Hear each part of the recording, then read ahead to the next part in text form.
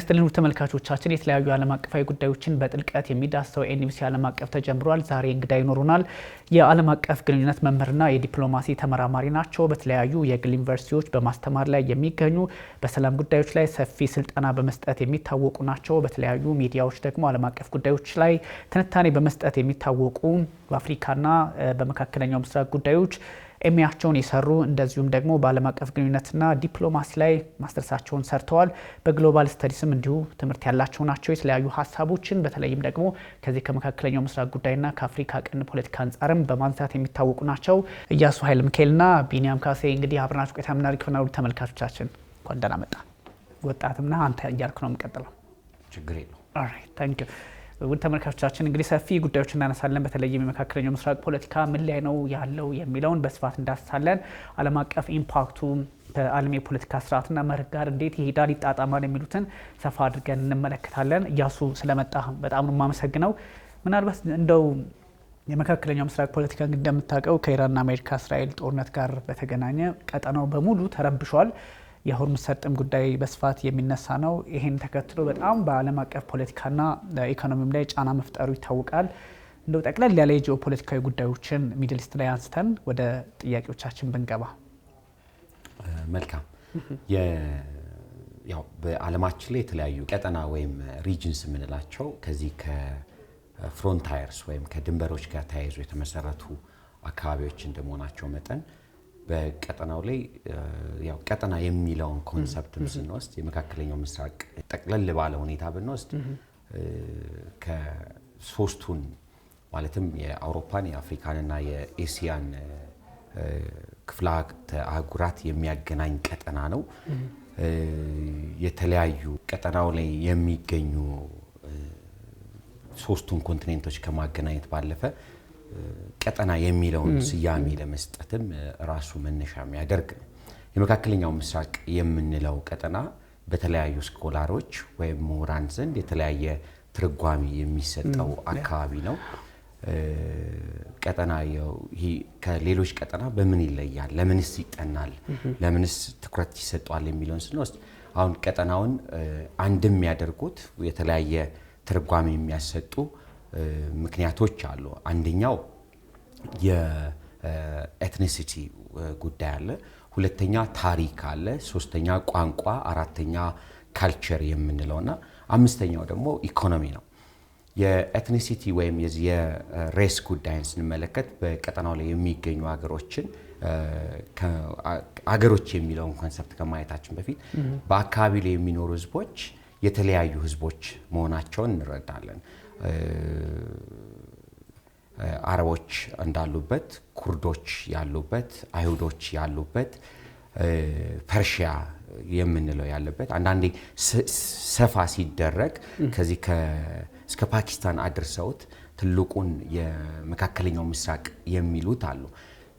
በተለምዶ የመካከለኛው ምስራቅ ሲባል የአረብ ሀገራት ብቻ አድርገው የሚስሉ እንዳሉ ሁሉ የቀጠናውን የተለያዩ ሀገሮች ማለት የተለያዩ ማንነት ያላቸው ህዝቦች የሚገኙበት እንደዚሁም ሃይማኖትም ስንመጣ የዓለማችን ሞኖስቴቲክ ሪሊጅንስ ወይም የአንድ አምላክ ሃይማኖቶች መነሻ ናቸው። የእስልምና ሃይማኖት ቅዱሳን ቦታዎች መካና መዲናን የምናገኙበት፣ የክርስቲያን ቅዱሳን ቦታዎችን የምናገኙበት፣ የአይሁድ እምነትም ቅዱሳን ቦታዎች የምንላቸው የሚገኙበት ነው። የመካከለኛው ምስራቅ በእነኚህ ሶስቱ የአብርሃም ሃይማኖቶች መነሻ ብቻ ሳይሆን የእርሻ፣ የፍልስፍና፣ የሃይድሮሊክ ስልጣኔዎች ወይም ይሄ ከውሃ ጋር ተያይዞ በኋላ ላይ የምንመጣበት የሜሶፖታሚያ በኤፍራጥስና ጤግሪስ ላይ የተመሰረተ ስልጣኔ እንደመሆኑ መጠን ለሰው ልጅ ትልቅ ኮንትሪቢዩሽን የተገኘበት ቀጠና ነው። ከኤትኒሲቲው ውጪ ስንሄድ በካልቸርም ደረጃ ተመሳሳይነትና ልዩነት ያላቸው ባህሎች የሚንጸባረቁበት አካባቢ ነው። ወደ ታሪካዊ ዳራውም ስንሄድ ትልልቅ የሚባሉ ፊደልን ከመቅረጽ አንስቶ ሃይማኖቶችን ወደ ዓለም ከማስፋፋት ያለፉ ስልጣኔዎች ወይም ታሪክ ያላቸው ህዝቦች የሚገኙበት ነው። ለምሳሌ የፐርሺያን ስልጣኔ ብንወስድ ከፐርሺያ ባለፈ የኦቶመን ቱርክ ስልጣኔ ትልቅ ኢምፓክት ያለበት ቀጠና ነው።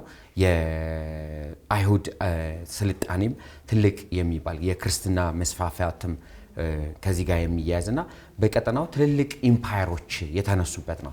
የቱርክን ኢምፓየር ብንመለከት የኦቶመን ቱርክ ቀጠናውን ሲያስተዳድር ነበር። የፐርሺያ ስልጣኔ እንደዚሁ ቀጠናው ላይ ትልቅ የሚባል ስልጣኔ ነበረው። ኢቭን የሮማው ስልጣኔ እዚህ ቀጠና ላይም የራሱ ትስስሮች የነበረው፣ ምክንያቱም ቀጠናውን በደንብ ስንመለከት ከሜዲትሬኒያን አንስቶ የሚመጣና በኋላ ላይ የምንመለከታቸውን አውዶች የሚከተል ነው። ከመካከለኛው ምስራቅ ኢኮኖሚ ጋር ስንመጣ ኢኮኖሚው በተለይም ኢኮኖሚ የምንለው ከነዳጅና ከተፈጥሮ ጋዝ ጋር የተያያዘ ትልቅ የበላይነት ወይም ዓለም ላይ ተፈላጊ የሚያደርገው ነው። ቀጠና ብቻ ብለን እንውሰደው ወይ ካልን ደግሞ የሚሆን አይደለም። የመካከለኛው ምስራቅ ከቀጠናነት ወደ የጂኦፖለቲክስ ወይም ይሄ ፖለቲካል ሴኩሪቲ ፋክተሮች አሉት የሚቀይሩት ማለት ነው። ፖለቲካል ሴኩሪቲ የሚያደርገው በዋነኝነት ጂኦፖለቲክሱ ነው። እንደምናውቀው የሆርሙዝ ሰርጥን አንድ እናነሳለን። ሆርሙዝ ሰርጥን ተከትሎ ደግሞ ውስጥ ላይ የሚገኙ የትንንሽ ደሴቶች አሉ። ከዚህ በፐርሺያ ገልፍ ወይም አንዳንዶች የአረብ ገልፍ በሚሉት አንስተ ወረታች እስከ ፓኪስታን እንደዚሁም ወደዚህ እስከ ባብሌል መንደብ፣ ከባብሌል መንደብ በቀይ ባህር አድርገው ወደ ስዊስ ካናል፣ ከስዊስ ካናል ደግሞ አቋርጠ ወደ ቱርክ ከሄድክ የተርኪሽ ስትሬት አለ። ወደዚህ ከሄድክ ደግሞ የጊልበርተር ስትሬት ወይም ሜዲትራኒያን አቋርጠ ወደ አትላንቲክ የምትገባበት አለና የቱርክን ይህን ስልጣኔ ከሜዲትራኒያን ከጊልበርተር ጫፍ አንስተ እስከ ስዊስ ካናል፣ ከስዊስ ካናል መተህ ደግሞ እስከ ባብሌል መንደብ፣ ከባብሌል መንደብ ወደ ሆርሙዝ ስትሬት ወይም ወደ ፐርሺያን ገልፍ ትገባለህ እና እነኚህ ትስስሮች ቀጠናውን የጂኦፖለቲካዊ የበላይነት ሊያዝበት ወይም እንዲያዝበትና ፉክክር አንዳንድ ጊዜ ደግሞ ኮምፒቲሽን ወይም ይሄ ኮኦፐሬቲቭ ወይም በጋራ የመስራትን ለውጦች ያሳየ ቀጠና ያደርገዋል።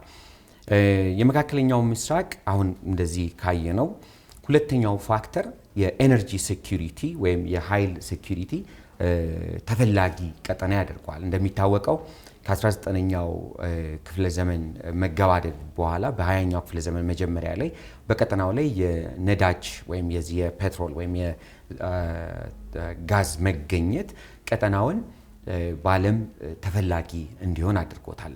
ስለዚህ ይሄ ቀጠና ምን አይነት ታሪክ አለው የሚለውን ማየት የግድ ነው። እንደሚታወቀው ቅድም ያነሳውን የፐርሺያ ስልጣኔ ነበር።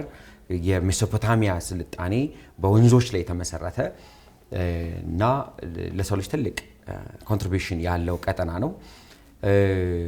ወደዚህ ስንመጣ የግብፅን ስልጣኔ እናገኛለን። የግብፅ ትልቅ የሚባል ስልጣኔ አለ። ከዚህ በግብፅ አካባቢ ዛሬ የምናያቸው ስልጣኔዎች በጣም የሚደነቁና የሰው ልጅ ትልልቅ የሚባሉ ስልጣኔዎችን የገነባበት ነው።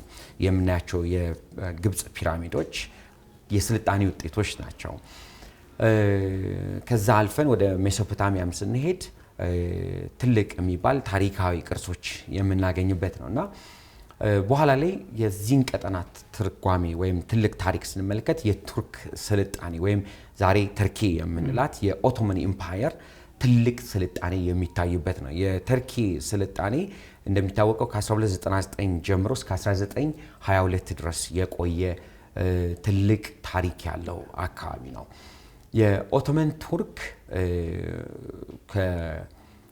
ከሜዲትራኒያን ጫፍ አንስቶ ዛሬ ሊቢያ፣ አልጄሪያ እና ግብፅ የምንላቸውን ጨምሮ ከ1000 ማይል በላይ እስከ ወደ ከምዕራብ አንስቶ እስከ ምስራቅ ድረስ ያለውን የሚመራ ነው። ከላይ ከብላክ ሲ አንስቶ ደግሞ እስከ ኦማን ተራሮች ድረስ ትልቅ የሚባል ታሪክ ያለው ነው።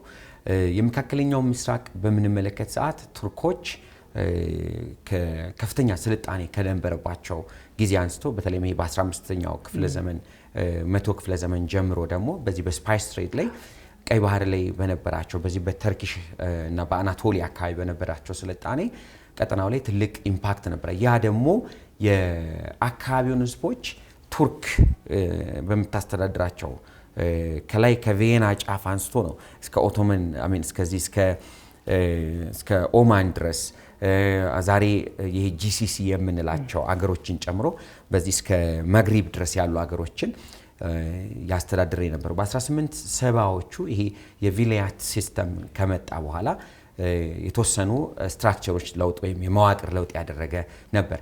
ነገር ግን የአንደኛው የዓለም ጦርነትና ይሄ አፍሪካ ላይ የነበረው የቅኝ ግዛት አይነት በአውሮፓዎቹ በሚዘረጋ ሰዓት የቀጠናው ላይ በወቅቱ የዩሮፒያን ፓወርስ የምንላቸው ወይም የአውሮፓ ሀያል ሀገራት የምንላቸው የራሳቸው የሆነ ትልቅ ታሪክ ነበራቸው ወይም ተጽዕኖ ነበራቸው።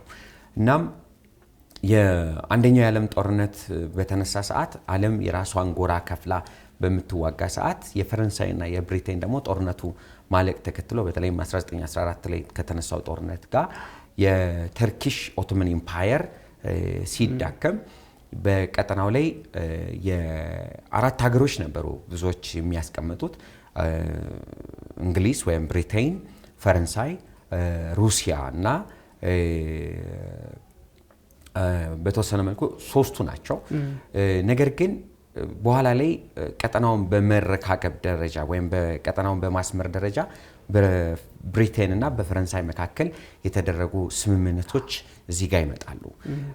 የኦቶመን ኢምፓየር ያው ጥሩ ጽሁፍ ብዬ የምወስደው የቲም ማርሻል የፕሪዝነርስ ኦፍ ጂኦግራፊን ዘ ሚድል ኢስት የሚለውን ቻፕተር ብናየው እዛ ላይ ነው በደንብ ያስቀምጣል። ሌሎችም ጸሐፊዎች አሉ።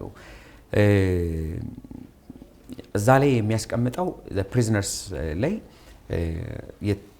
የተርኪሽ ኦቶመን ኢምፓየር ላይ የነበሩ ሰዎች አንድ የነበሩ ያው ልዩነት የላቸውም አይደለም፣ ልዩነቶች ነበሯቸው፣ ግጭቶች አልነበሯቸውም አይደለም፣ እርስ በርስ የጎሳ ግጭቶች አልነበሯቸውም አይደለም፣ ድንበሮች የተለያዩ አልነበሩም የሚሉ አሉ። አንዳንዶች በጎሳ የተለያየ ነው የሚሉ አሉ።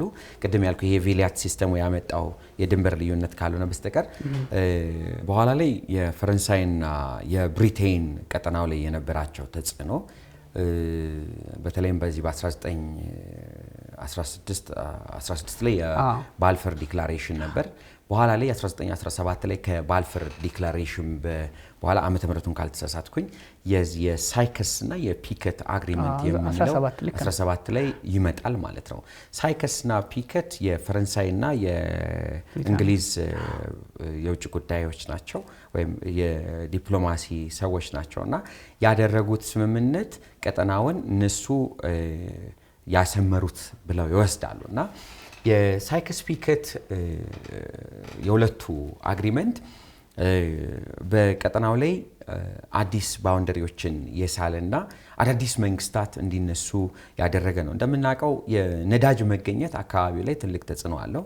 በ1908 አካባቢ የተገኘው ነዳጅ ከሳዑዲ አረቢያ 1932 ወደ ሀገርነት ከመጡ በኋላ የአልስዑድ ፋሚሊ በዛም በኩል ደግሞ የፐርሺያው ወይም ኢራንም ነበረ።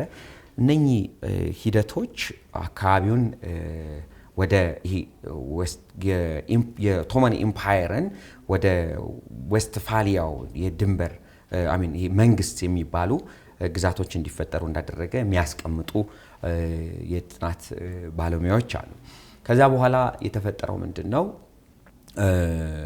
ያው በቀጠናው ላይ አብሮ የመስራት ሂደቶች ነበሩ።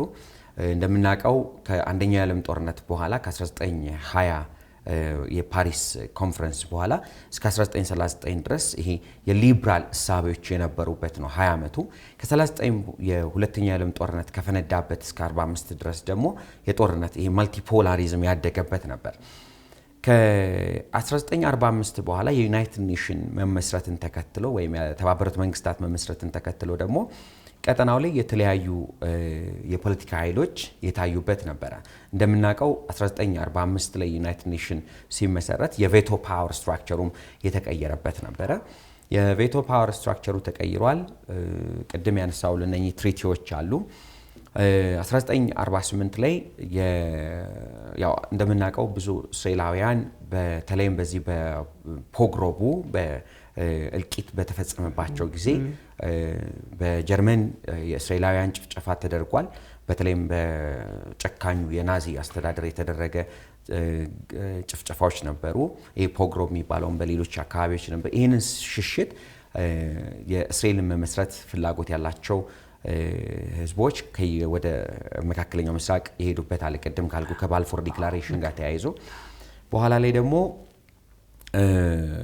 እስራኤል ከተመሰረተች በኋላ በአካባቢው ላይ ስምምነቶች ያልነበሩባቸው ግጭቶች የነበሩባቸው አለ። ይሄንን በኋላ እንድንመጣበት በፍልስጤሞችም የሀገር የመሆን ጥያቄዎች ይመጡ ነበረ። ቅድም ያነሳው የፈረንሳይና የእንግሊዝ የድንበር መሳለን ተከትሎ የፍልስጤማውያን ቤት ወይም ሀገር አልበኝነት የተከሰተበት ሂደት አለ። ከዛ በኋላ ደግሞ ቀጠናውን በተለያየ መልኩ የማስመር ሂደት ነበር። ፈረንሳይና እንግሊዝ ደግሞ ሲቀራመቱ በየራሳቸው አንደኛው ኤ ዞን፣ ብሉ ዞን፣ አንደኛው ሬድ ዞን እንደዚህ ያለ እና ኢንተርናሽናል ዞን ብሎ ያንን አካባቢ የተከፋፈለበት ሂደት ነበር። ነገር ግን ወደዚህኛው ስንመጣ ወደ ኢራን ታሪክ ስንመጣ ኢራን በጣም ትልቅ ታሪክ ያላት አገር ነች። ብዙ ጠጋ ብለን ብናያት የፐርሺያ ስልጣኔ ያላት አገር ነች እና ኢራንን አለማወቅ ትልቅ ቻሌንጅ አለው። የቆየ ታሪክ ያላት ከዞሮአስትሪያኒዝም ጀምሮ ታሪክ ያላትና እስከ 19 ይሄ ነዳጁ እስኪገኝ ድረስም ትልቅ ታሪክ ያላት ነች። ነዳጁ ከተገኘ በኋላ ደግሞ ትልቁ ኢንሲደንት የሚመጣው የ1953 ላይ የሞሳዴክ የመሐመድ ሞሳዴክ መፈንቅለ መንግስት መከሰት ነው። 1953 ላይ የመጣው መፈንቅለ መንግስት በኢራን ውስጥ የፈጠራቸው እንትኖች ነበሩ፣ ልዩነቶች ነበሩ። ጽሁፎች የሚያሳዩት ይህንን ተከትሎ ያው የሞሳዴክ በራዛሻ ፓላቪ ወይም በዳይነስቲው መተካትና የራዛሻ ፓላቪ ደግሞ ሳቫክ የሚባለው ሴክሬት ፖሊስ ሴኩላር የሆነ መንግስት ለመመስረት የተደረገው እንደዚሁም የአንዳንዶች ከሃይማኖት የወጣ መንግስት ለመመስረት የተደረገ ጥረት እና ሌሎች ጉዳዮች በመጨመር የአያቶላ ኮሚኒ መንግስት 1979 የኢራን ሪቮሉሽንን ወይም አብዮትን እንዳደረገ ያስቀምጣሉ። የኢራን አብዮት በተካሄደ ሰዓት ያው እስከ 1979 ድረስ በሁለቱ በአሜሪካም በኢራንም መካከል ጠንካራ የሚባል ግንኙነት ነበር። የረዛ መውጣትን ወይም ስደተኝነት ተከትሎ በአሜሪካ ውስጥ በአሜሪካ ደግሞ ሌላ ሰው ስልጣን ላይ መጥተው ነበረ፣ ካርተር መጥተው ነበረ። ካርተርን የአንድ መጽሐፍ ላይ ምን ይላቸዋል? በደንብ ፖለቲካውን የማያውቁ ብሎ የሚያስቀምጣቸው አለ። ፓወር ሞራል ኤንድ ሪዝን የሚል መጽሐፍ ላይ እንደውም እነ ብሬዝንስኪ ሌሎች ውጭ ጉዳይ በጣም ሳት ይላሱ ነበሩና ነገር ግን በወቅቱ አሜሪካኖች ያው 1979 ላይ ይሄ አብዮት ሲነሳ ከአሜሪካኖች ጋር የነበረው የኢራን ግንኙነት 180 ዲግሪ ነው የተቀየረው። በወቅቱም የኢራኖች ወይም ኢራን ውስጥ በነበሩ ተማሪዎች ወደ 52 የሚጠጉ የአሜሪካ ኤምባሲ ሰዎች ወይም ዜጎች የታገቱበት ኢንሲደንት ተከሰተ። ከዛ በኋላ ለ444 ቀን የሚጠጋ ቻሌንጅ ነበር። ይሄ ተደማምሮ የሁለቱ ዲፕሎማሲያዊ ግንኙነት ዲክላይን አደረገ ማለት ነው። ይሁንና የዓለም ስርዓት ቅድም እንዳነሳ ነው በ1990ዎቹ በተለይም ይሄ ኮልድ ወር የምንለው ፔሪድ ሲቋረጥ ወይም ይሄ ፖስት ኮልድ ወር ሲመጣ የአሜሪካ ሉዓላዊነት የመጣ የነበረበት ነበር።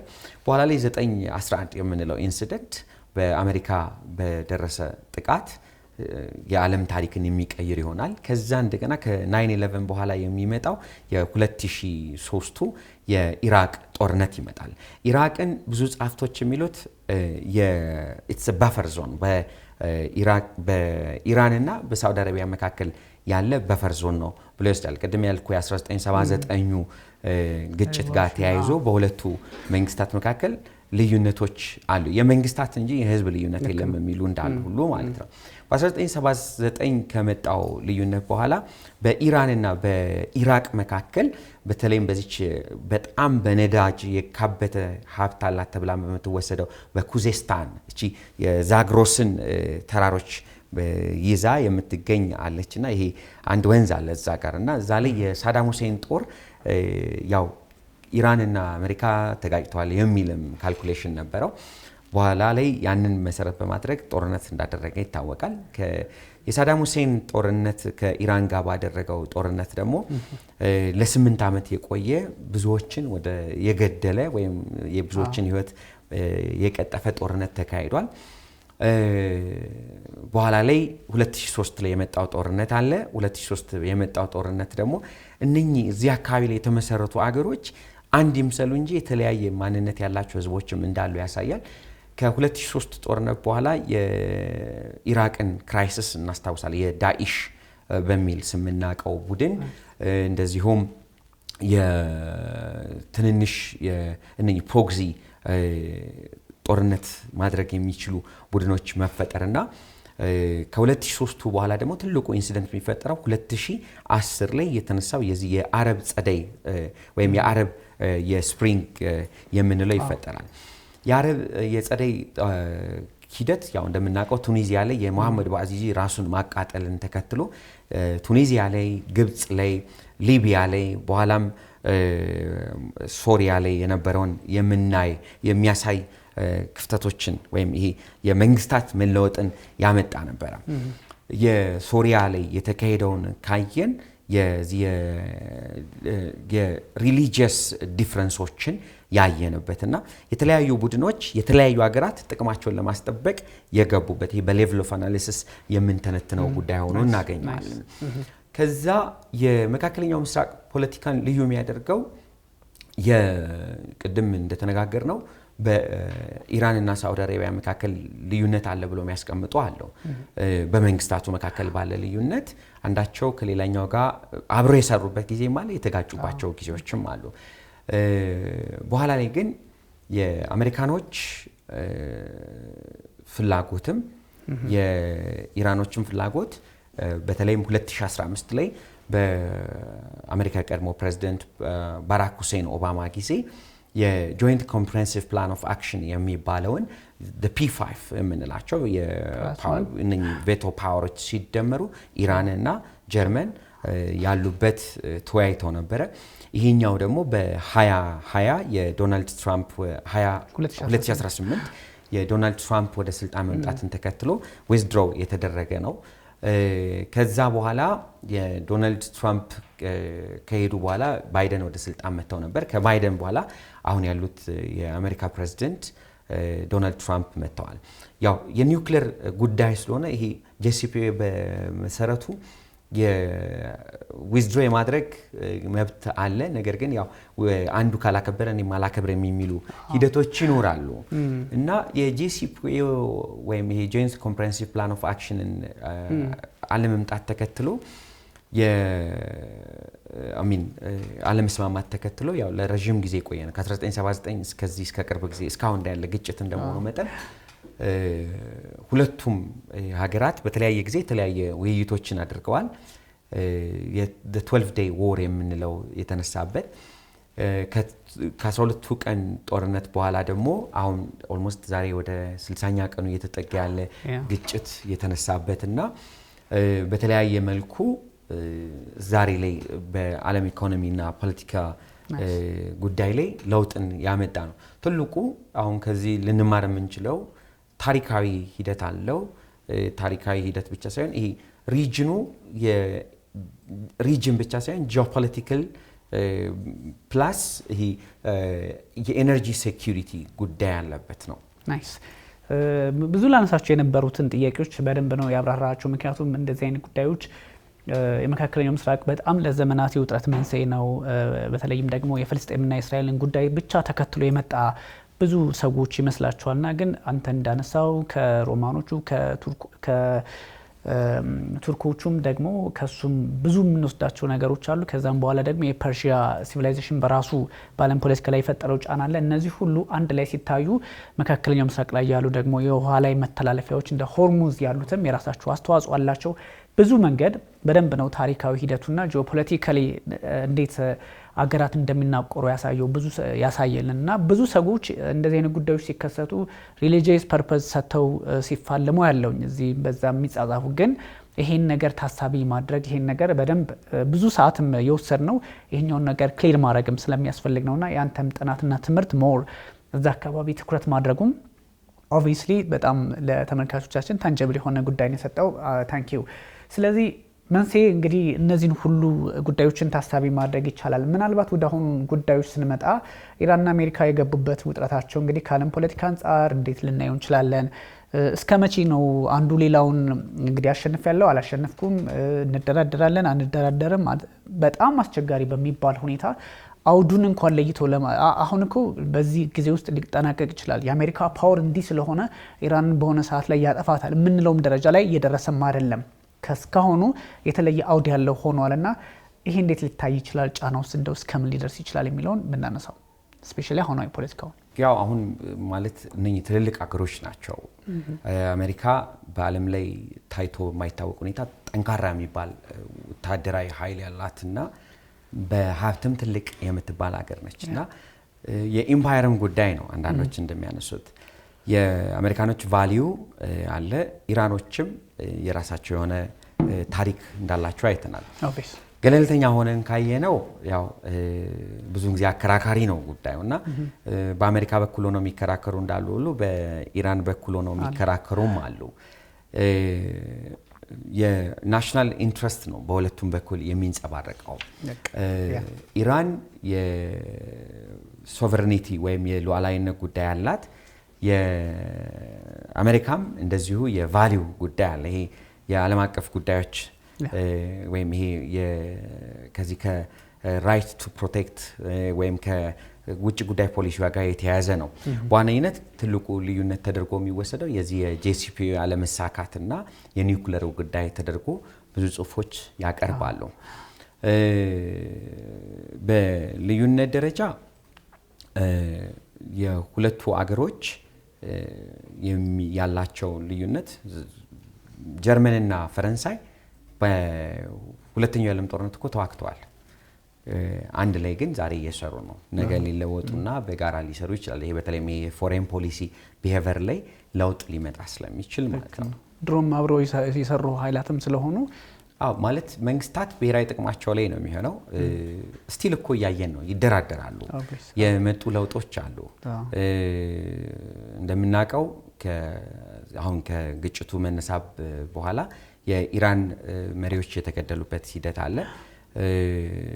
ቆንጆ መጽሐፍ አለ አንድ ዘፓስዳራን የሚል ራንድ የሚባል ካምፓኒ አለና የጥናት እንትን እሱ በደንብ ያስቀምጣል። ብዙ የኢራንን ፖለቲካ በደንብ ለማያውቅ ሰው የኢራን ፖለቲካ በጣም የበሰለ ነው። ባይዞ የአሜሪካኖችንም ፖለቲካ ለማይረዳ የአሜሪካ ፖለቲካ በጣም ጥልቅ ነው። ከባንዲራው ካየ በፕሉራሊቲ የሚመራ ነው እና ልዩነቶች ሊኖራቸው ይችላሉ። ግን የዓለም አቀፍ ፖለቲካ አሁን ሪያሊዝም ያለበት ወይም የእውናዊ ፖለቲካ ያለበት ነው እና የናሽናል ኢንትረስት ቀድሞ ይታያል። ከዓለም አቀፍ ተቋማት የወጣ ማለት ነው።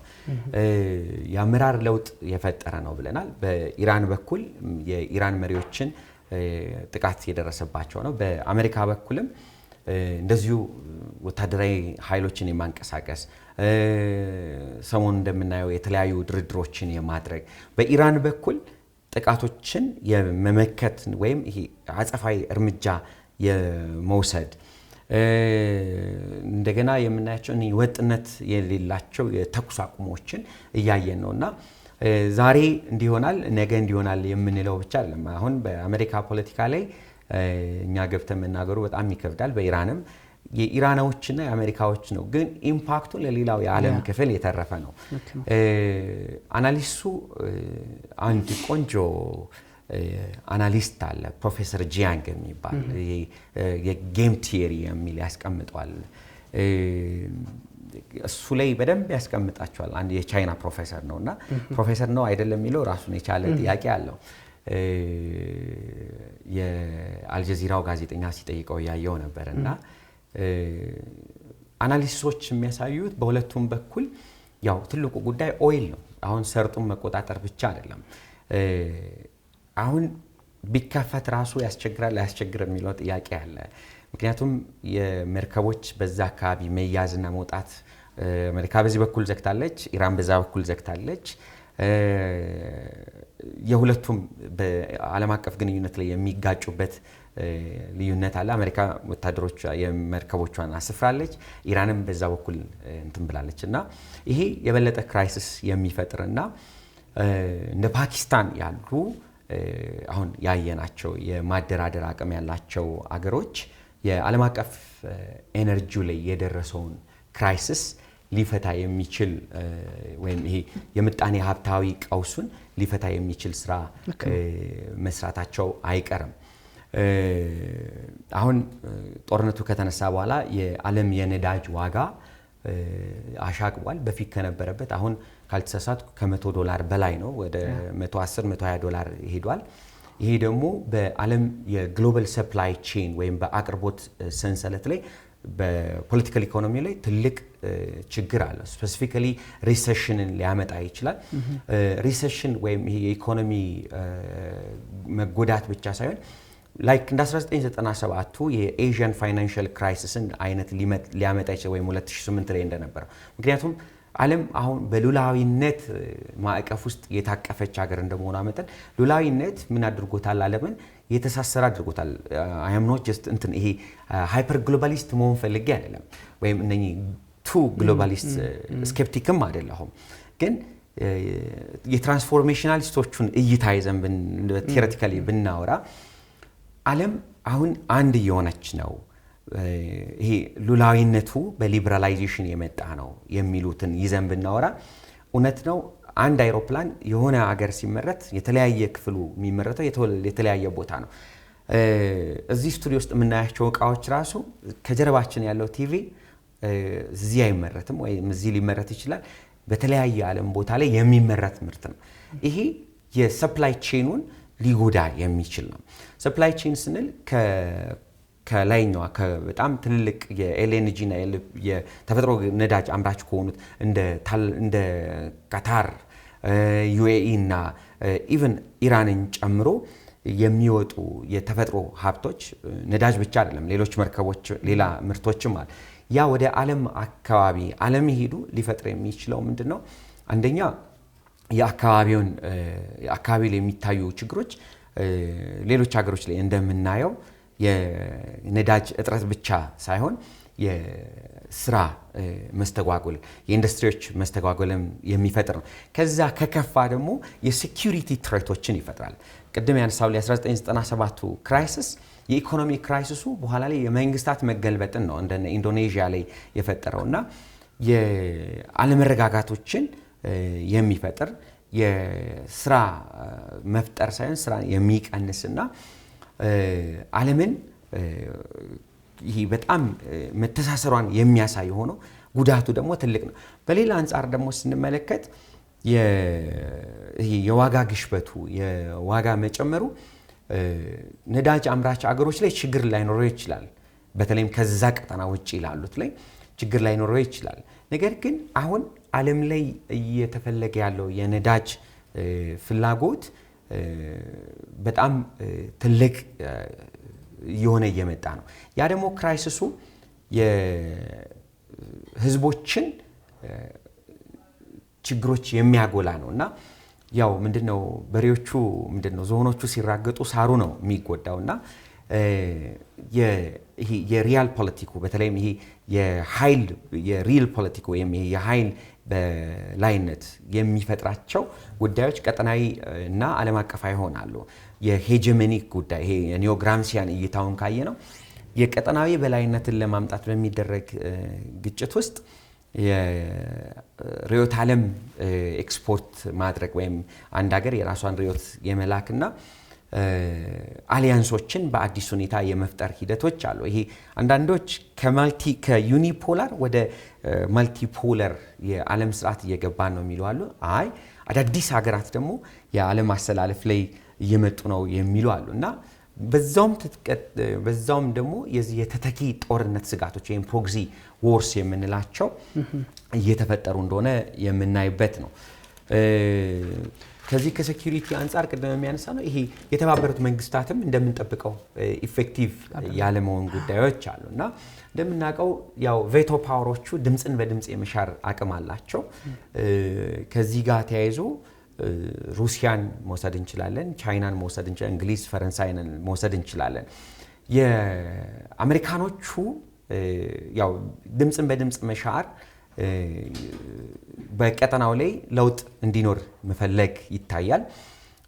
ሌሎች ሀገሮችም የብሔራዊ ጥቅማቸውን መሰረት አድርገው አዳዲስ ሀሳቦችን እንዲያስቡ እያደረገ ነው።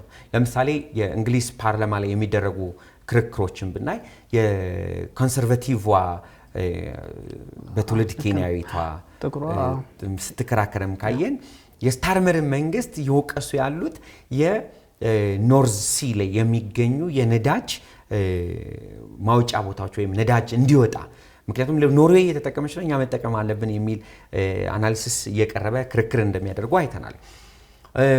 እንደ ፈረንሳይ ያሉ ሀገሮች በዩናይትድ ኔሽንም ሊሆን ይችላል በአውሮፓ ህብረት ሊሆን ይችላል ያላቸው ይሄ ተፈጥሮ ነዳጅ ፍላጎታቸውን ለማሳካት ብዙ ርቀትን እየሄዱ እንደሆነ አይተናል። ብዙ ሀገሮች ይሄ ክራይሲስ እንዳይቀጥል በጋራ የመስራትና ለማደራደርም ፍላጎት ያሳዩ ነው። እንደ ሩሲያ ያሉ ሀገሮች ደግሞ ያው የቬቶ ፓወሮች ናቸው። የኢራንና የዩኤስ ግጭት በዩክሬንና በሩሲያ መካከል ያለውን ግጭት ትንሽ ያለ እንትን በባይደን ጊዜ የነበረውን ትኩረት እንዲቀንስ ያደረገና ሩሲያ ላይ ተጥሎ የነበረ የነዳጅ ይሄ የካፕ ጉዳይንም ያላላ ይመስለኛል። ምክንያቱም ሩሲያ በአንድ በኩል አትራፊ ነው የምትሆነው የገለልተኝነት ፍላጎት ቢኖራትም እንደ ቻይና ደግሞ ያለውን ስነስ ቻይና በዓለም ላይ የሚዛናዊ ይሄ በነን ኢንተርቬንሽን በሌሎች ሀገሮች ጉዳይ ላይ የማይገባ ፖሊሲ እንዳላት ሁሉ ሚዛናዊና ድርድርን ያስቀደመ ሂደት እንደምትከተል ብዙ ጽሁፎች ያሳያሉ። ጥሩ እዚች ላይ ኢየሱ ጥሩ ሀሳብ ነው ያነሳው። የቻይናና የሩሲያ ሚና ልክ እንደነ ፓኪስታን ያሉ ሀገራት በማደራደሩ ሂደት በጎ ሚና እየተጫወቱ እንደሆነ ይታወቃልና አንተም በደንብ እያነሳው ነበርና የኢራንና የሩሲያ ሚና በተለያየ አጋጣሚ አንዳንዶች በሳተላይት ምስል በማቅረብ ይላሉ። እንደዚሁም ደግሞ ብላክ ፍሊት በሚባለው ነዳጅን ወስደው በመሸጥና መልሰው በማድረግ እንደዚህ አይነት ሀሳቦች አሉ። ኦፍ ኮርስ ናሬሽኖችም ሊሆኑ ይችላሉ። ግን አውዱ ዞሮ ሩሲያና ቻይና ያሉበትንም ስለሚያሳይ በደንብ አንተም እያነሳው ስለሆነ አጽንኦት እንድትሰጥበት ነው። የቻይናና ሩሲያ ሚና በዚህ ጦርነት ላይ ያለው ሚዛኑ እንዴት ነው ሊታይ የሚችለው? እንዳልከው ቻይናም ነን ኢንተርቬንሽን የሚል አቋም አላት። ሩሲያም ደግሞ ከጥቅሟም አንጻር እንደ እንቅስቃሴዎች ውስጥ እንደሆነች ይገመታል። ግን ቻይና ከኢራንም ጋር እየተደራደረች ትቀጥላለች። ከአሜሪካም ጋር ተደራዳ አንድ ሁለት መርከቧ አልፈው ነበረ ባለፈውና ከዚህ አንጻር የሁለቱን ሀገራት ሚና በተወሰነ መጠን እንደምታሳይ የኔ እይታ ቻይናና አሜሪካኖች የአሜሪካም ቻይናም ዓለም ላይ የተረጋጋ ስርዓት እንዲኖር የሚፈልጉ ሀገሮች ናቸው። ምክንያቱም ቅድም እንዳልኩ ይሄ አይዲያል ባይሆንም ሃይፐር ግሎባሊስቶቹ የሚያነሱት ኢንተግሬት ያደረጉ ናቸውና የፖሊሲ ልዩነቶች ሊኖራቸው ይችላል። ቻይና በዓለም ላይ የተረጋጋ ድርድር የሚያስቀድም ሚዛናዊ የሆነ ሂደት ልትከተል አሜሪካኖቹም በድርድር ነው ስቲል ያየን ያለ ነው። ከኢራኖች ጋር ጦርነት ላይ ሆነው እኮ አሁን የፓኪስታን አደራዳሪነትን ተከትሎ የአሜሪካው ምክትል ጄዲ ቫንስ እስከ ፓኪስታን ሄደዋል፣ ተደራድረዋል። የኢራኑ መሪ እዛው ተደራድረዋል። በመሪዎች ደረጃ ድርድሮች አሉ። ያው ድርድሮቹ ተሰባሪ ድርድር የምንላቸው ቢሆኑ ወይም ሰክሰስፉል ባይሆኑ፣ ነገር ግን ያው ድርድሮች ከጊዜ ወደ ጊዜ የሚቀጥሉ ናቸው። ግጭቶች ባሉበት ሂደት ማለት ግጭቱን ለመቋጨት ፓኪስታን የሄደችበት ርቀት አለ። ፓኪስታን የገለልተኝነቱን ሚና ወስዳ ለማደራደር ሞክራለች። ይህም በጣም የሚያስመሰግንና ፓኪስታን በአንድ በኩል የኒውክሌር ስቴት ነች እንደምናውቀው። የኒውክሌር ስቴት መሆን ብቻ ሳይሆን በሌላ በኩል ከእንደ ሳዑዲ አረቢያ ካሉ ሀገራት ጋር ትልቅ የሚባል ግንኙነት አላቸው። 2025 ላይ እንደምናውቀው የስትራቴጂክ ፓርትነርሺፕ አለ። ይሁንና ፓኪስታን ኢራንንና አሜሪካን የማደራደር አቅም ይዛለች። ይሄ ደግሞ ለሰላም የተሰጠውን ቅድሚያ ያሳያል። በአንዳንድ አገራትም ፓኪስታን ብቻ ሳትሆን እንደነ ቻይና ያሉ ሀገሮችም ይሄ ድርድር እንዲሳካ ጥረት አድርገዋል። የምንረዳው ምንድነው? ልዩነቶች ሊኖራቸው ይችላል። ዓለም አቀፍ ልዩነቶች፣ የወታደራዊ ልዩነቶች፣ የአካባቢ ልዩነቶች። ነገር ግን ስቲል በሶስቱም በኩል ድርድሮች ፍላጎቶች አሉ። ይዟቸው የቀረቡ ነጥቦች አሉ። የፓኪስታኑ ድርድር ላይ ካስታወሰን አሜሪካ 15 ነጥቦችን ስታቀርብ ኢራን ደግሞ 10 ነጥቦችን አቅርባለች እና ልዩነቶቻቸውን ቀስ በቀስ ሊደራደሩ የሚችሉ አሉ። እንደውም አንድ ጥሩ ከግጭት ጋር ተያይዞ ለአድማጮች ቢሆን ብዬ የማስበው የዊሊያም ዛርትማን የኮንፍሊክት ሪዞሉሽን የምትል መጽሐፍ አለች። እሱን ካልተሳሳትኩኝ እዛ ላይ እንዴት አድርገው የተለያዩ ቡድኖች ሊደራደሩ ይችላሉ የሚል አለ። ከዓለም አቀፍ ሕግም አንጻር ልናያቸው የምንችለው ይሄ ከግጭት አንጻር ሊሄዱ የሚችሉ ግን ድርድር መኖሩ ራሱ በራሱ ተስፋ የሚሰጥ ነው። ሁለቱ ሀገሮች ያላቸው ልዩነት ከብሔራዊ ጥቅም ከዓለም አቀፍ ተጽዕኖ ጨምሮ ሊሆን ይችላል። የኢራን የኒውክሌር ባለቤትነት በተለያየ ትርጉም የሚሰጠው ነው። ኢራን ለሰላማዊ ብልጽግ ጉዳይና ራሴን ለመጠበቅ ነው የሚል ሲሆን፣ በሌሎች አገሮች ደግሞ አይ ይሄ ኒውክሌር ግንባታ ሰላማዊ ያልሆነ ነው የሚል እንድምታዎች ተፈጥረዋል። ስለዚህ እነኚህን ሊያስታርቁ የሚችሉ ስምምነቶች ወደፊት ይጠበቃሉ ማለት ነው። ነገር ግን ቅድም እንዳቀረብኩልህ በቀጠናዊ ጉዳዮች ላይ ውይይቶችን የማድረግ ሂደቶች አሉ። በዓለም አቀፍ ጉዳይም የተደረጉ ሂደቶች አሉ። ትንንሽ በፊት የነበሩ ትልልቅ ሀገሮችን ትተን አሁን ትንንሽ ሀገሮች የምንላቸው ትንንሽ ሚድ ፓወር የምንላቸው እንደ ፓኪስታን ያሉ እንደ ህንድ ያሉ ጉዳዮች ሲነሱ የማደራደር ዝንባሌዎችን አይተን አሁን በቅርቡ ደግሞ አንዳንድ ጽሁፎች የሚያሳዩት የአውሮፓ ሀገሮችም ጉዳዩን ለማደራደር ፍላጎት አላቸው። ያው የድርድሩን ተከትሎ መነቋቆሮች ቢኖሩም ይሄ ከነበረው ኮንፍሊክት ማኒፌስቴሽን አሁን ክላይማክሱ ላይ ነው ያለውና ያው ግጭት ብዙ ጊዜ ሄዶ ኮንፍሊክት ሪዞሉሽን አለ። ኮንፍሊክት ሪዞሉሽኑ ሲመጣ ደግሞ መልሶም ግንባታ መልሶ አብሮ የመስራትና አብሮ የመቀጠል ጉዳዮች ይኖራሉ። አለመከፈቱ የዚህ ስትሬት ኦፍ ሆርሙዝ አለመከፈቱ ቅድም እንዳነሳውለ የፖለቲካል የሴኩሪቲ ኢሹዎችን የሚጨምር የሚሊተሪ ጉዳዮች የሚጨምርና በሀገራት ህልውና ላይም የራሱ የሆነ ተጽዕኖዎች ይኖራል። ነገር ግን ለምሳሌ ቅድም እንዳነሳናቸው እንደ ሁቲ ሄዝቦላህና የመሳሰሉ ቡድኖች ደግሞ የሚነሱ ከሆነ ግጭቱን የበለጠ ሊያጠናክረው ይችላል። ስለ ሁቲዎች አንድ ቆንጆ ጽሁፍ ልጨምርልና ደስታ ካሳይ የሚባል አብሮኝ የተማረ ሰው ነበር ጽፏታል። ቆንጆ ጽሁፍ ነችና ሌሎችም አሉ በጣም ጥሩ ጽሁፎች። ላይኑ ራሱን የቻለ ከዚህ ከሺያና ሱኒ ዲቪዥን ጋር ተያይዞ የመጡ በመሆናቸው ልዩነቶች እየሰፉበት አንዳንዴ ደግሞ ልዩነቶች እየጠበቡ የሚመጣበት ነው። ይሄ ቀጠናው የተሳለበት ሂደት ራሱ ቅድም እንዳነሳ ነው ከቀጠና ይልቅ ወደ ጂኦፖለቲካል ኤንድ ፖለቲካል ሴኩሪቲ ፍሬምወርክ እንዲቀየር አድርጎታል የሚሉ አሉ። ያ ናይስ። በጣም ጥሩ ጥሩ ሀሳቦችን ነው ተመስጬ ነው እየሰማው ያለሁትና ለዛ ነው ብዙ ምንትን ማለለውና እንደዚህ አሁን እንደነ ቻይና እና ሩሲያ ያሉ ሀገራትን በተለያየ አጋጣሚ ኦፍ ኮርስ ቻይናም ሩሲያም በጉዳዮች ላይ ያው ለኢራን ጀርባ አይሰጡም፣ ስትራቴጂክ አጋርም ስለሆኑ በመንግስታቱ ድርጅት የጸጥታው ምክር ቤትም በፒ5 ውስጥም ተቃውሞ በማሰማት ይታወቃሉ። ከአሜሪካ በተወሰነ መጠን የተለየ ሀሳብ ቢኖራቸውም ኢራን ሙሉ በሙሉ እንድትመታም ኢራን ሙሉ በሙሉ ዋጋ እንድትከፍልም አይፈቅዱም። ይሄ ብቻ ለኢራንም ብቻ ላይሆን ይችላል። በነገራችን ላይ በየትኛውም ሀገር ላይ አሜሪካ ይሄን ልታረግ ስትነሳ ኖ የሚሉ ሀገራት እየሆኑ መጥተዋልና ይሄኛው መልታይ ፖላር ሲስተምን ከመፍጠር አንጻር የተወሰኑ ኮንትሪቢዩሽኖች እንዳሉት ይነገራል።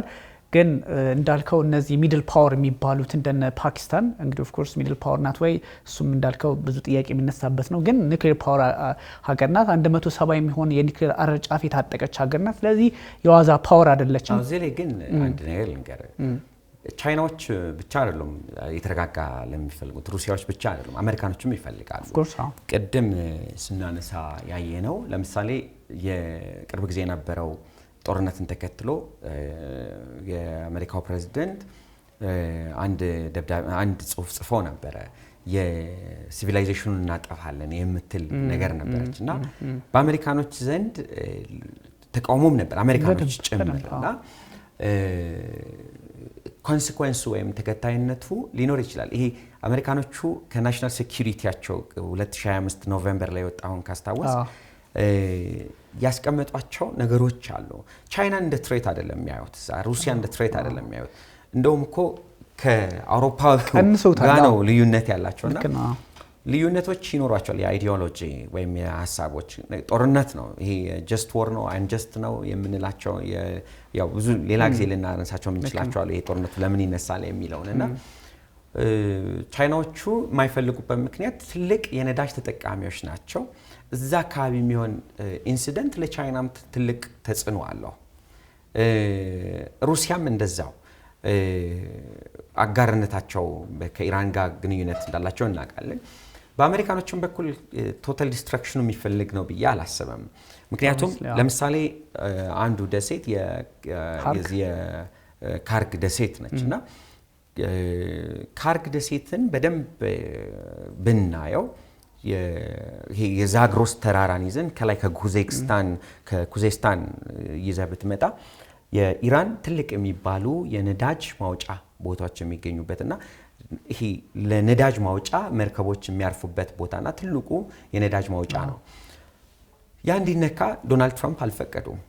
ምክንያቱም የሚመጣውን ኮንሲኩዌንስ ያውቁታል። ያው ስትሬንግዝ ትሩ ፓወር የምንለው ወይም ይሄ ጥንካሬያቸውን በመጠቀም ነው። አሁንም የሱንዙ ፖሊሲ ሊሆን ይችላል። ይሄ መክበብን ወይም ይሄ የሲጅ ጉዳይ ሊኖር ይችላል እና ድርድሮቹ ከተሳኩ በሂደት የሚሳኩበትና ያው እንትን ኦፕቲሚስት መሆን እንዳለብን ይታየኛል። ነገር ግን ያው የተወሰኑ ለውጦች እንደሚኖሩ እናያለን። በዓለም አቀፍ የፖለቲካል ኢኮኖሚ እንደዚሁም ኢንተርናሽናል ሴኩሪቲ ወይም ኢንተርናሽናል ኦርደሩ ላይ ራሱን የቻለ ለውጥ ይኖራል። አንዳንድ ሀገራት አሁን ከኢራን ጋር ያላቸውን ግንኙነት የሚያስተካክሉ አሉ። መሀል ላይ ያሉ አሉ ወይም ነን አላይንድ ለመሆን የሞከሩ አሉ። እንደገና የፕሮ አሜሪካ የሆኑ አሉ። ህዝቡ ጋርም አሁን በዓለም ላይ ዝም ብለህ እንደ የሚዲያዎች ላይ ብትቃኝ የምታያቸው ፕሮ አሜሪካ የሆኑ አገሮች አሉ። ወይም ኢቭን ከግለሰብ አንስቶ እስከ ተቋማት የምታያለ ፕሮ ኢራኒያን የሆኑ አሉ። ስለዚህ አገራትም የብሔራዊ ጥቅማቸውን ነው ለማሳካት የሚሄዱት። በዚህ መሀል ልዩነቱ ምንድነው ብለን ከወሰደን የሚመጣው ምንድነው ቢለውም ማየት ይጠይቃል። ቅድም ቲም ማርሻልን በደንብ አስችላለሁ። ቲም ማርሻል የሚያስቀምጠው ሚድል ኢስትን ከጥንት ታሪኩ አንስቶ እስከ ቱርክና ወደፊት ብሎ ነው የሚያስቀምጠው። ጥሩ ጥሩ የሚባሉ መጽሐፎች አሉ ቢነበቡና ለኛ ፕሮግራም ያስፈልጋሉ። ያ ቲም ማርሻል መስጠት ይችላል እና የቀጠናውን ሳውዲ አረቢያና ኢራን ያላቸው ልዩነት አንዱ ነው። ሁለቱ ቢቀራረቡ ችግሮችን መፍታት ይችላሉ። የአሜሪካው ፕሬዝዳንት ዶናልድ ትራምፕ ጥሩ ያመጡትም አሁን በቅርብ ጊዜ የዚህ ቦርድ ኦፍ ፒስ የአብርሃም አኮርድን ተከትሎ የተጀመረው አለ። የራሱ ውስንነቶች ቢኖርም የሐማስና ከጋዛ ላይ ያለውን ችግር የመፍታት ሂደት በተወሰነ መልኩ ወስዷል። ያው የራሱ ብዙ ችግሮች አሉት ብለን ማየት እንችላለን። የጋዛን ጉዳይም ልታነሳ ትችላለህ። ያው ከኦክቶበር 7 የጥቃት በኋላ ያው የተነሱ መነሻው ያ ባይሆንም ለረጅም ጊዜ 48 ላይ ጦርነት ነበረ፣ 67 ላይ ነበረ፣ 73 ላይ ነበረ። ከዛ ደግሞ አንዱ የአንደኛውን ቦታ የመያዝ የተለያዩ ስምምነቶች የነበሩበት ሂደት ነበርና የጋዛ ለብቻው መቀመጥ ከ2 ሚሊዮን በላይ ሰዎች የነበሩበት አካባቢ ነው።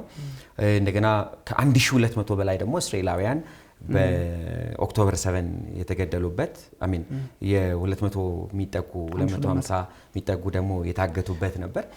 ያው ኢንሲደንቶቹ ቀስ በቀስ የፈጠሩትና በኋላ ላይም ከኢራን ውስጥ በተደረጉ ጉዳዮች ኢራናውያንም በጥቃቱ የተጎዱበት የተገደሉበት እና የጦርነትን አስከፊ ገጽታ መታየበት የነሱ ዛጋ ያለው ግጭት የዓለም ሰፕላይ ቼንን ብቻ ሳይሆን በሰው ላይ ያደረሰው ጉዳት አለ እና ትልቁ አሁን እንደ ዩናይትድ ኔሽን ያሉ ተቋማት ትንሽ እዚህ ላይ ጥርስ አለመብቀላቸው ቬቶ ፓወሮችም ሆኑ ግጭት ውስጥ ያሉት ሀገሮች ኮምፕሮማይዝ የሚያደርጉበት መጠን ከዚህ ከናሽናል ኢንትረስት ጋር የተያዘ በመሆኑ ጊዜ ሊወስድ የሚችል ነው። ያው ሊፈቱ የሚችሉ ጉዳዮች ይኖራሉ። ምናልባት እንዳልከው እኔ እንደውም ለብዙ ሀገራት ተምሳሌት መሆን የሚችሉት የአውሮፓ ህዝብ ነው። ይሄ ጦርነት እንግዲህ አውሮፓ ወይም ደግሞ አሜሪካ ውስጥ ያለ ሰው ማን ሊደግፍ እንደሚችል እንገምታለን። ግን ጦርነቱ ልክ አይደለም በሚል የፕሬዚዳንት ዶናልድ ትራምፕን ውሳኔ በመቃወም ጎዳና ላይ ብዙ ሰዎች ሲቃወሙ ወይም ደግሞ የተለያዩ ጥያቄዎችን ሲያነሱ እንመለከታለንና ኮንግረስ ውስጥም ይሄ ጦርነት ልክ አይደለም ለምን ይቀሰቀሳል የሚል አንተ ባነሳው ልክ አሜሪካ ፖለቲካ ሁሉም ጸባጫሪ ወይም ደግሞ ትራምፕ የተወሰነ ሀሳብ ሲመጣላቸው ትሩ ሶሻል ሚዲያቸው ላይ እንደሚጽፉት ወይም እንደሚያጽፉት ሳይሆን አንተ እንዳልከው በጣም በተረጋጋ ፖለቲካ ላይ የሚራመዱ ሰዎች አሉ። ለዛም ነው ትንሽ መጥፎ ጊዜ ያላየ ነው። ኦፍ ኮርስ በጣም ከባድ አደጋዎች አሉ። ለምሳሌ የአየር ላይ ውጊያዎች ናቸው እየተካሄዱ ያለው በመርከብ ላይ ነው ያሉትና ያው ጂኦግራፊው ነው ትልቁ ነገር። ከሚድል ኢስትን ልዩ የሚያደርገው አንድ ጽሁፍ ላይ ምን ይላል? አሜሪካኖቹ እኛ በረሃዎችን እናውቃቸዋለን ተራሮችን ግን ብዙ አንዋጋቸውም የሚሉት ነገር አለና እንትን ነው የመደራደር ፍላጎቶች አሉ። የኒውክሌሩ ጉዳይ ቆየ ነው እንደምናየው ብዙ ጊዜ ሲደራደሩበት የመጡ ነው። ክሊንተን ያሚን ከአህመዲነጃድ ጀምሮ የነበሩ የአሜሪካ መሪዎች ጋር ሲደራደሩበት የመጡ ጉዳይ ነበር። አይኤም የገባበት ነበር።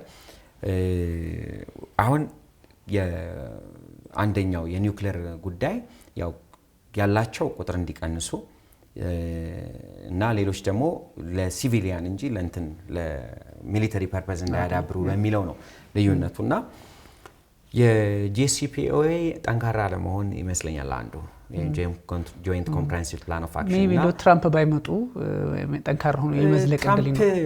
ትራምፕን አሁን ከአሜሪካው አሁን እንደ አሜሪካዊ ሆነ ብታየው አሜሪካውያን ናሽናል ኢንትረስታቸውን የሚፈልጉበት ሂደት አለ፣ የሚቃወሙም አሉ።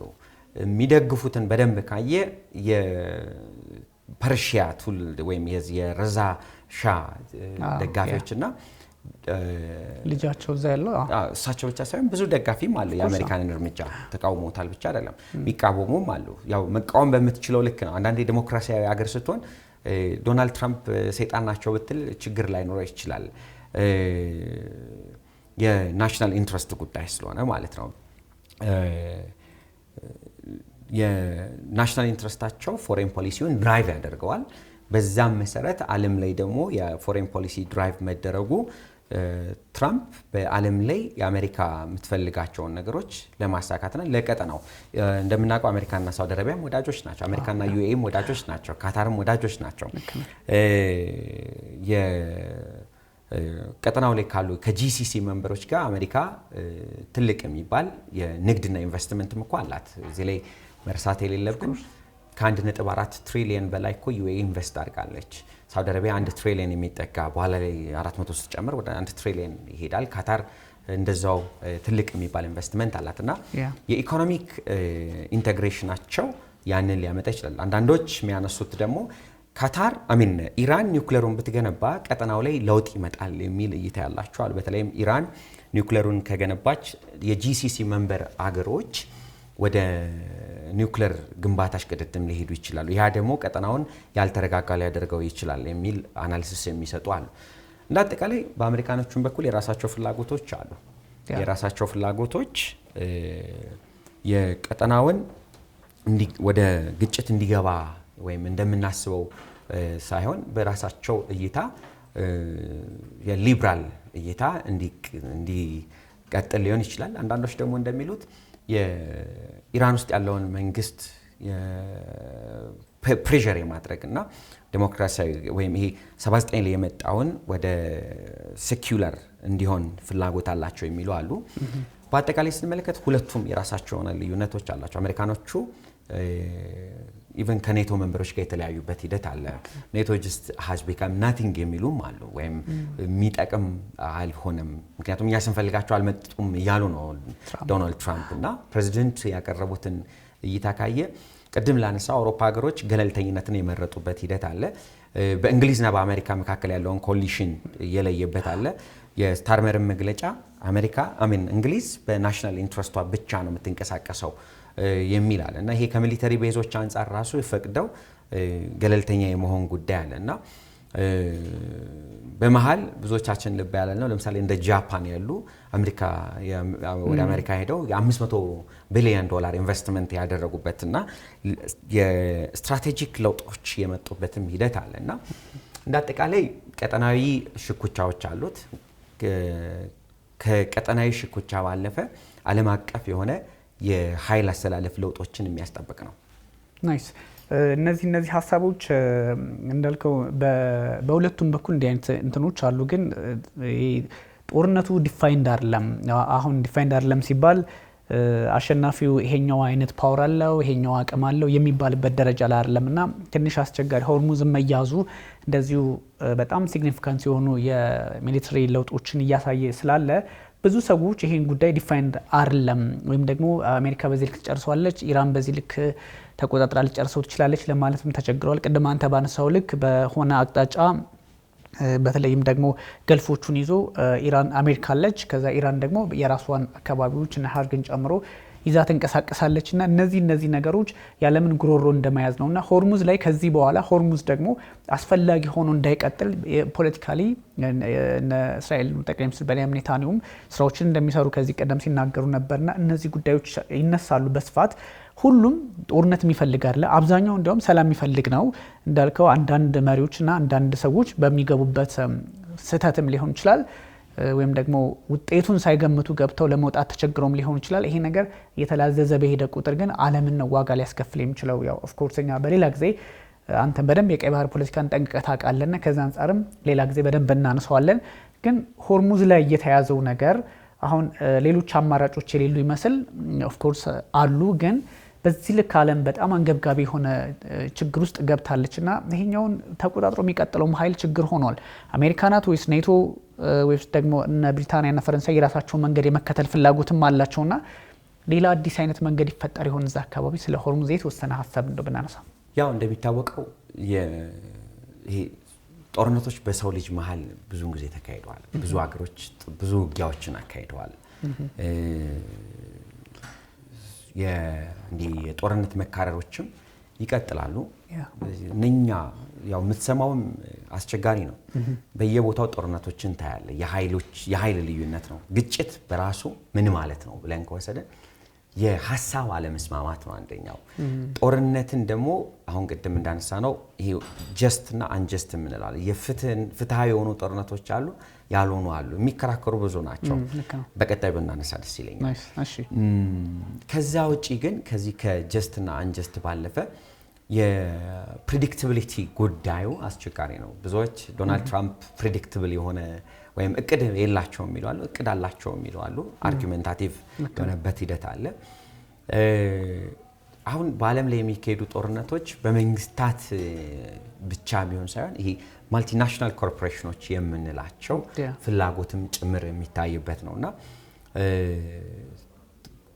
ካምፓኒዎች ትልቅ ተጽዕኖ አላቸውና እነኛ የሚያደርጉትም ተጽዕኖ በአገር ውስጥ ለምሳሌ የጦር መሳሪያ አምራቾች የሚያደርጉት ተጽዕኖ ሊሆን ይችላል። ይሄ ነን ስቴት አክተርስ የምንላቸው ሰብ ስቴት አክተርስ የምንላቸው በመንግስታት የሚኖራቸው ተጽዕኖ ሊሆን ይችላል እና በተለያዩ ሀገራት ጦርነት ሲነሳ ሁሉ ጊዜ የምናየው ጦርነቱ ለምን ተነሳ የሚለውን እናያለን። የሴኩሪቲ ነው ወይስ የፖለቲካ ጉዳይ ነው ወይስ የኢኮኖሚ ጉዳይ ነው የሚል ጉዳዮችን ያነሳሉ። በዚህ የሚነሱ ጉዳዮች ላይ ጦርነቱን አገራት በተለያየ መልኩ ሊፈታ ይችላል ብለው ይወስዳሉ። የኮንፍሊክት ሪዞሉሽንን ካየን ጦርነቱን ማቆምም መፍታት የሚችሉት ያው እነኚህ ሀገሮች በሚደራደሩበት ልክ ነው። የጦርነት አሸናፊ ያለው ወይ መንግስታት አሸናፊ ሆነው ሊወጡ ይችላሉ። ነገር ግን ከጦርነት በኋላ የሚመጡ ለውጦች አሉ። በሁለት መልኩ ማየት እንችላለን። አንደኛው አዲስ የዓለም ስርዓት ሊመጣ ይችላል። ካልሆነ ደግሞ ይሄ the risks and the shocks of the past war የአንደኛው የዓለም ጦርነት ሲያልቅ ዓለም ምን ያህል እንደተጎዳች እናውቃለን። የሁለተኛው የዓለም ጦርነት ሲያልቅ ምን ያህል እንደተጎዳች እናውቃለንና በፊቶቹ ጦርነቶች ከሚያስከትሏቸው የጎላ የሆነ የመጣው የመሳሪያ መፋጠጥ ፕላስ የትልልቅ መሳሪያዎች የመያዝና የስትራቴጂክ ሺፍቶችን ሊፈጥር ይችላል። ያኔ ደግሞ የዓለም ፖለቲካል ኢኮኖሚ ሊጎዳ ይችላል። ቅድም መጀመሪያ አካባቢ ስናነሳ የነበረው የዚህ የኢኮኖሚው ጉዳይ ያስፈራኛል። ሪሰሽኖች ሊመጡ ይችላሉ እንበልና አሁን ራሱ ቢከፈት ከዓለም ከተለያየ ቦታ ነው መርከቦች ነዳጅ ሊያመጡ እየሄዱ ያሉት። አንድ ጽሁፍ ላይ የሚያሳየው ምንድነው? አንድ መርከብ ወይም ይሄ ነዳጅ የሚጭን እስከ 2 ሚሊዮን ይጭናል። 2 ሚሊዮን ሊትር ይጭናልና በቀን ከነኛ መርከቦች አሁን እያለፉ ያሉት ጥቂቶች ናቸውና ከሩሲያ ወይም ከሰሜን አሜሪካ ከደቡብ አሜሪካ አካባቢ ሊያመጡ የሄዱ መርከቦች አሁን በየሀገራቱ የተከማቸውን ነዳጅ የጨረሱን ሀገራት ኦልሞስት ሄደው ሊያመጡ በሚችሉ ሰዓት ላይ ይላል የሚያመጡት ነዳጅ ቁጥር ካነሰ ይላል አሚን ፍጥነት የለውም። እንደምናውቀው በጣም ቀስ ያለ ነው መርከቡ የሚሄደውና ይሄ መርከብ እስኪመጣ ድረስ የሚፈጠረው የአጭር ጊዜ ክራይሲስ ራሱ አሁን በኤዥያ አካባቢ ያሉ ሀገሮች ስራ ማቆም ከቤት ስሩ ማለት ሊቀጥል ይችላል። ጦርነቱ ቢቆም የማንሰራራት ይሄ የጉዳዮችን የማስተካከል ጉዳዮችም አሚን ጊዜያት የሚጠይቅ ነው የሚሆነው። እንዳጠቃላይ ፕሬዲክተብል አይደሉም ካልን we need the fact ስፔሲፊካሊ አሜሪካዎች ጦርነቱን ማቆም እንፈልጋለን የሚል አቅጣጫዎች አሏቸው። ጦርነቱ ላይ ሃንገር አለ ወይም ይሄ ምንድነው መራብ አለ ወይ ብለን ከወሰደን ኔቶ ውስጥ ያሉ ሀገሮች ሲጠሩ አለመምጣታቸው የጦርነቱን ፍላጎት አለመኖር የሚያሳይ ነው። በኔቶ ራሱ አንድነት ላይና አሜሪካ ዊዝድሮው ብታደርግ ኔቶ ምንም ወይም ብቻውን የሚቀር መሆኑን ያሳያል። እንደገና በአንድ በኩል ከኢራን ጋር ይሄ ለኢራን በኢራን በኩል የኢራን መሪዎች ተባሉት ተገድለው ኢራን እንደ ስቴት መቀጠሏ ራሱ ልዩ የሚያደርገው ነው። የስታብሊሽመንት ወይም ፋውንዴሽኑ ራሱን ይቻላል እና ሁለቱንም በኩል ባላንስ ስናደርግ ፕሬዲክተብልም ነው አንፕሬዲክተብልም ነው። ፕሬዲክተቢሊቲው እነኚህ ጦርነት ውስጥ ያሉና ሌሎች አካላት የሚያደርጉት ድርድር ነው። ማልቲናሽናሎች ከነዳጅ ጋር ተያይዞ ከሪሶርስ ጋር ተያይዞ የሚያደርጓቸው ተጽዕኖዎች መንግስታት ላይ ቀላል አይደለም። ዝም ብለን መንግስታቱ ብቻ ያቆማሉ የምንለው መንግስታቱ ከብሔራዊ ጥቅማቸውን የሚንቀሳቀሱት ብሔራዊ ጥቅማቸው ደግሞ የሚወዘወረው በካምፓኒዎቻቸው ጭምር ነውና የዓለም ስርዓት በአዲስ መልኩ በተወሰነ መልኩ የሚቀርጽ ሊሆን ይችላል። ፕሬዲክተቢሊቲው በጦርነት ውስጥ ባሉ ሀገራት እጅ ላይ ያለ ነው። በአሜሪካኖች እንደዚሁም በኢራኖች የድርድር አቅምና ሶስተኛ ወገን ሆነው በሚያደራድሩ soon it may be possible ምክንያቱም ቅድም እንደነገርኩ ኮንፍሊክት ክላይማክስ አለው። ከክላይማክስ በኋላ ሁሉ ጊዜ ሪዞሉሽን ላይ ይመጣል። ቢቻል ደግሞ ዓለምን ማየት የምፈልገው ኮንፍሊክት ትራንስፎርም አድርጎ ድርድር ውስጥ ገብተው ለውጥን ሊያመጡ ይችላል። ትልቁ ችግር ኮምፕሮማይዝ ማድረግና ይሄ ሪያሊዝሙ በጣም ከባድ ነው። ይሄ እኔ አሁን እያነሳው የዚህ ሊበራል ኢንስቲትዩሽናል ሳቢዎችን ነውና ኮኦፐሬቲቭ የሚለውን ይሄ ፕራግማቲዝም የሚለውን እያነሳን ከሄድን ጊዜ ይፈልጋል። ግን ጦርነቱ በድሃው ላይ በዓለም ድሃ ላይ ሴቶች ላይ በተለይ ሰርድ ወርልድ በመንለው ነዳጅን በመግዛት በሚጠቀመው ላይ የፈጠረው አለ እንደገና ሊራዘም የሚችል ጦርነት ሊሆን ይችላል የሚራዘምበት ምክንያት የተለያዩ ሴናሪዮች ሊሆን ይችላል እሱን በቀጣይ ከተገናኘን እናወራለን በደንብ እንገናኛለን በጣም ማመሰግነው አሪፍ ሀሳቦችን ያነሳው በተለይም ጂኦፖለቲካውን ከታሪክ አንፃር እንደዚሁም ደግሞ አሁናዊ ሁኔታዎችን በጣም በስፋት ነው ያነሳነው የሚጨበጡ ሀሳቦች ናቸው በጣም እያሱ አመሰግናለሁ በጣም ታንክ ዩ ቬሪ ማች ታንክ ዩ ውድ ተመልካቾቻችን ተከታተሉት የነበረው የኤንቢሲ ዓለም አቀፍና የተለያዩ የመካከለኛው ምስራቅ ጉዳዮችን አንስተናል በተለይም የሆርሙዝ ሰርጥ መዘጋትና የመካከለኛው ምስራቅ ጂኦፖለቲካዊ ጉዳዮች ከታሪክ አንፃር እንዴት ይታያል የሚለውን ያሁኑን ውጥረት የተመለከቱ መረጃዎችን አጋርተናል እንግዲህ ኢያሱ ኃይለ ሚካኤልና ቢኒያም ካሴ አብራችሁ ቆይታ አድርገናል ቸር ጊዜ ይሁንላችሁ